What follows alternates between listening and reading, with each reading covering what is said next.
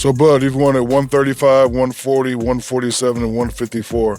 You never fought at 168. You think you have enough power to hurt the great Canelo? Of course. I don't have to have enough power to hurt him. I just got to beat him. Mention me one elite fighter. So Postal wasn't elite? Who? Victor Postal. Who's that guy? Oh, so he wasn't commercialized. He wasn't great. Ricky Burns wasn't elite? What?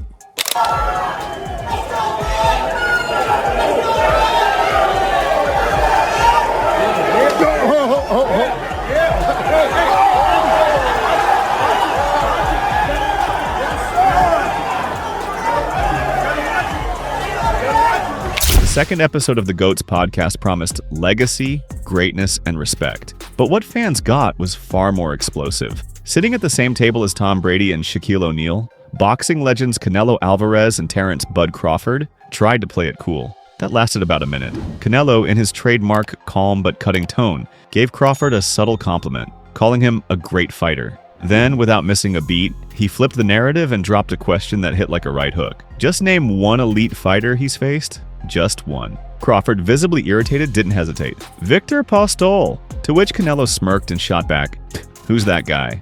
40 years old champion in that moment beat Mr. Poster in my gym. I saw that. So Ricky Burns wasn't elite?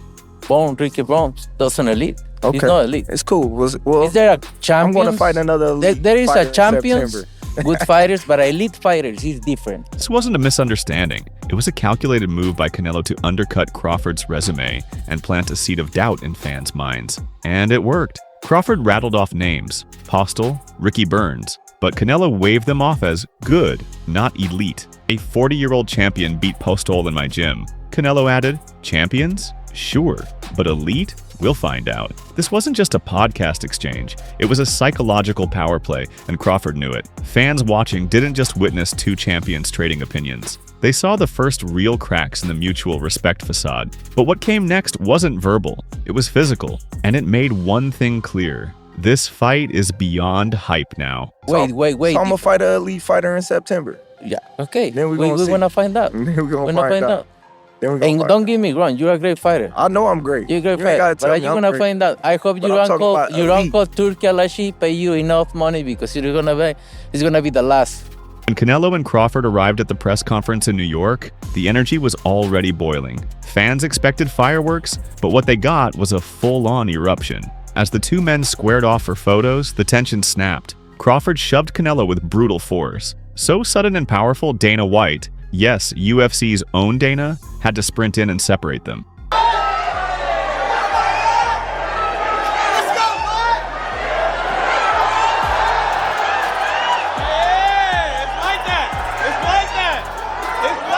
The scuffle sent shockwaves through both camps, and chaos unfolded as trainers and entourages got involved, shouting and pushing. But it wasn't just an adrenaline-fueled moment. It was symbolic. Crawford, who's often labeled as calm and calculated, showed a side that was raw and unfiltered. "I'm hunting him," Crawford said after. "That's it. I'm not boxing. I'm taking everything he has." Then he turned to the crowd, fans booing from the stands, smirking as he declared, "All y'all booing now? Y'all gonna cry when you go home." I'm hunting him. That's it. I'm hunting everything that he got. And I'm going to take it come September 13th. This wasn't just another promotional stare-down. It was Crawford sending a message. He's not here for applause. He's not here for paychecks. He's here to dismantle Canelo in front of the world. And if the money behind this fight is massive, the pressure is even bigger. Turki Al-Sheikh, the Saudi sports chairman orchestrating this mega event, wasn't satisfied with just putting two champions in a ring. After recent underwhelming cards, one of which featured Canelo, he's now raised the stakes, a special knockout bonus and incentives for keeping the fight exciting. In the podcast, Canelo raised eyebrows when he took a jab at that very dynamic. "I hope your uncle paid you enough. It's going to be the last." He wasn't joking. The tone wasn't light. Canelo was questioning Crawford's motivation, implying that Bud took the fight for the money, not for glory. I know Turki is in your corner, but look, it's going to be very difficult. He's going to be so mad that day. Leave me. I see you. I see you. You see, I'm different. I see you too. You see, I'm different than all the other ones. No, I see you. No, you don't look different. You're nothing different. I'm different. Nothing different. I'm different. We'll see. You gonna see. We'll you know see. it. We'll see. We're gonna son. see. Dana White upped the ante, promising a six-figure performance bonus for the most entertaining fighter of the night. The financial firepower around this fight isn't just there to sell tickets. It's being weaponized to force action. Performance bonus that night is going to be over 6 figures. We're still talking about it. So, yeah, it's going to be a big number. Whoever wins the performance bonus of the night that night. When money's on the line, pride often gets pushed even harder. Let's be clear. Terrence Crawford isn't just stepping up to fight a bigger man. He's leaping over weight divisions in a way that most fighters never attempt. He began at 135 pounds. Canelo owns all the gold at 168. Most experts called the matchup a mismatch, saying Crawford was biting off more than even his skills could chew. But Crawford sees something else. Destiny. All the greats do things people think are impossible, he said. He's approaching this like Floyd approached Canelo over a decade ago, with speed, precision, and a mindset that outthinks brute strength. But the moment is so big, even boxing insiders are flip-flopping. I go back and forwards, to be honest with you. Like, when I talk to Bud, I kind of like, he convinces me that he's going to win the fight because he's such a believer in his own ability, and he's very convincing. And then you see the presser yesterday, and I thought Canelo looked really well. Do you know what I mean? Obviously, he's a big lump, so I was always Canelo, then I sort of leant towards Bud, but now I'm back with Canelo, so we'll see. Eddie Hearn initially leaned toward Crawford. After seeing the press conference energy shift, he changed his mind again, now siding with Canelo. When I talk to Bud, he convinces me he'll win. But then I saw Canelo, and I remembered how dangerous he really is. And danger may be exactly what Crawford's chasing. Canelo Alvarez doesn't talk much, but when he does, he's direct. And lately, he hasn't needed words. His last fight against William Skull had fans questioning whether he still had that fire. It was a slow, tactical match with few punches thrown. The kind of bout that made people whisper, "Is Canelo fading?" But that's the trap. This Canelo doesn't need to talk loud. He lets the silence build suspense. His stoicism during interviews, his laser-focused energy at the pressers, it all points to a man who's done talking. Meanwhile, Crawford is on full blast, pressing his case, confronting fans, daring the media to doubt him. The contrast is striking, and it's building a dangerous dynamic. When the quiet guy stays quiet, you start wondering what he's hiding, but Crawford's confidence is beginning to sway even his enemies.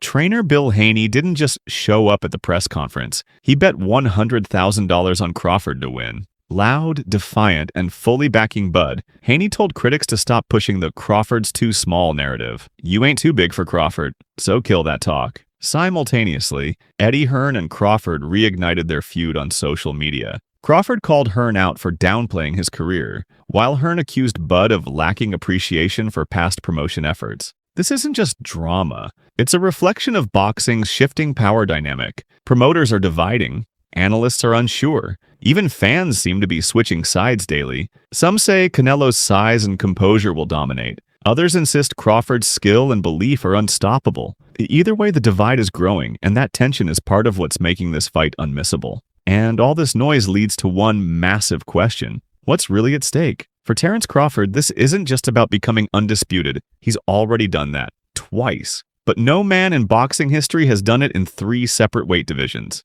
This is about immortality, Mount Rushmore status, legend status. Crawford said it best. When I win, I'm going to be at the top. Facts Canelo, ever the realist, isn't chasing words. He's chasing numbers. I don't say I'm the greatest. My numbers will talk when I retire. That's the heart of this fight. Not just legacy, but what legacy means. Is it belts, wins, eras dominated? Or is it moments like this, 2 titans colliding in a moment that will live forever?